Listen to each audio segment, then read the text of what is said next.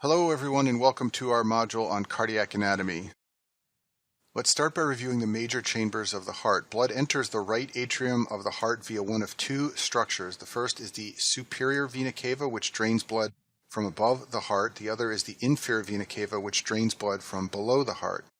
From the right atrium, blood moves into the right ventricle, and from the right ventricle it is pumped out via the pulmonary artery and into the lungs. After blood moves through the lungs, it enters the left atrium of the heart via one of four pulmonary veins. You can find the entrance to the pulmonary veins in the left atrium. From the left atrium, blood moves into the left ventricle, and from there it is pumped into the aorta. Notice also in this picture that the walls of the left ventricle are drawn and they are thicker than the walls of the right ventricle. That is the same thing you see in the anatomy lab. The reason the walls of the left ventricle are thicker than the right ventricle is because the left ventricle has to generate much higher pressures in order to pump blood to the entire body. The right ventricle does not need to generate such high pressures, therefore it has thinner walls and less muscle. There are four valves found in the heart. The tricuspid valve is located between the right atrium and the right ventricle. The pulmonic valve is located between the right ventricle and the pulmonary artery. The mitral valve is found between the left atrium and the left ventricle. And finally, the aortic valve is found between the left ventricle and the aorta.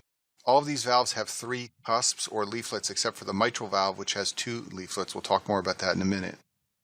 Shown on the screen is a cardiac MRI image from a patient of mine, and I've shown you this to demonstrate the anterior-posterior relationship of structures inside the chest, including the heart and great vessels. So to help orient you, this is a cross-section through the chest. The black areas on the sides are the lungs, and in the middle of the picture is the heart and the aorta. Contrast material has been injected into the vascular system so that blood appears white.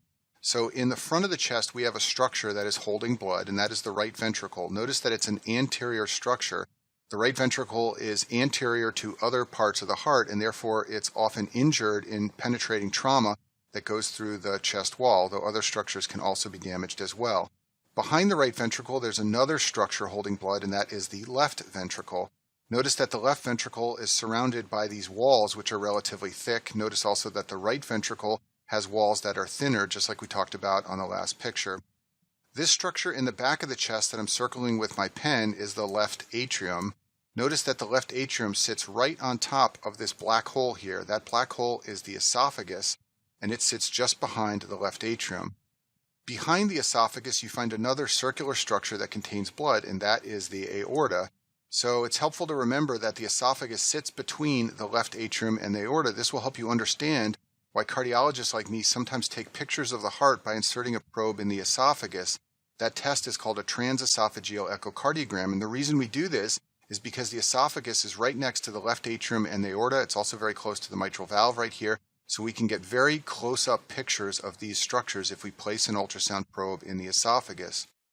You should also be aware that if the left atrium becomes massively dilated, it can potentially compress the esophagus and cause dysphagia. This is rare, but it sometimes occurs in cases of severe mitral stenosis, and they'd like you to understand for your boards what can be affected if the left atrium becomes massively dilated. And now that you've seen this picture, hopefully this will help you remember that the esophagus is right next to the left atrium. Let's talk about the coronary arteries. If we look at the picture on the screen, this red structure here that I'm drawing a line through with my pen is the aorta. Coming off of the aorta are two vessels that supply blood to the heart. The first one is called the left main coronary artery. It bifurcates into two vessels, the LAD, the left anterior descending coronary artery, and the left circumflex coronary artery. The LAD artery supplies blood to the anterior wall of the left ventricle. The left circumflex supplies blood to the lateral wall of the left ventricle. Also coming off of the aorta is the right coronary artery. It supplies blood to the right ventricle and then wraps around the side of the heart and goes underneath. The posterior descending artery is not shown in this picture, but it supplies blood to the inferior wall of the left ventricle. In about 90% of people, the PDA is a branch of the right coronary artery, and we call those people right dominant. In 10% of people, the PDA is a branch of the left circumflex, and we call those people left dominant. Venous blood that drains away from the myocardium goes into a structure called the coronary sinus, not shown on this picture. The coronary sinus drains into the right atrium, just like lots of other venous blood, and you're sometimes asked on board exams what could cause a dilated or enlarged coronary sinus, and the answer is anything that raises the pressure in the right atrium, because the coronary sinus drains blood into the right atrium. If the pressure is high in the right atrium, the coronary sinus can become enlarged. When you hear people talking about myocardial infarctions, they'll often say that a patient had an anterior wall myocardial infarction or an inferior wall or a lateral wall myocardial infarction. And what they're referring to when they use those terms are the walls of the left ventricle. When people have heart attacks, we want to know which walls of the left ventricle are involved. And it's important for you as a medical student to understand which blood vessels supply which walls of the left ventricle. So let's talk about that now. These are the coronary artery territories supplied by each vessel. So the anterior wall, the anterior septum between the ventricles, and the apex of the left ventricle is all supplied by the left anterior descending artery. And this is easy to remember because the artery has the word anterior in its name. The lateral wall of the left ventricle is supplied by the left circumflex, and I used to remember this by just thinking of the vessel as the lateral circumflex instead of the left circumflex. Use that if you wish. And then finally, the inferior wall and the inferior septum between the left and right ventricle are supplied by the PDA. And as I told you on the last slide, in 90% of patients, the PDA comes off the right coronary artery. The other 10% of people are called left dominant. In these patients, the left circumflex supplies the PDA. And in terms of myocardial infarctions, the LAD is the artery that is most commonly infarcted. The circumflex is the least likely to be infarcted, and the RCA is in the middle. And I talk about all this in more detail in the modules on ischemia. Let's talk about the mitral valve. The mitral valve has two leaflets, an anterior leaflet and a posterior leaflet. And the leaflets are tethered to two papillary muscles by structures called chordae tendineae, which I'm circling in this picture. The two papillary muscles are the anterior lateral papillary muscle and the posterior medial papillary muscle. Some people just call them the anterior and the posterior papillary muscles. And one thing that's high yield for you to know about these two papillary muscles is that the anterior lateral papillary muscle usually has a dual blood supply from both the LAD and the circumflex. This makes it relatively resistant to ischemia because, for example, if you had an infarction in the left circumflex artery, the anterior lateral papillary muscle would still get blood from the LAD. The posterior medial papillary muscle, on the other hand, often has a single blood supply, usually from the right coronary artery or sometimes from the circumflex. What this means is that the posterior medial papillary muscle is more vulnerable to ischemia and can potentially rupture in the setting of a myocardial infarction.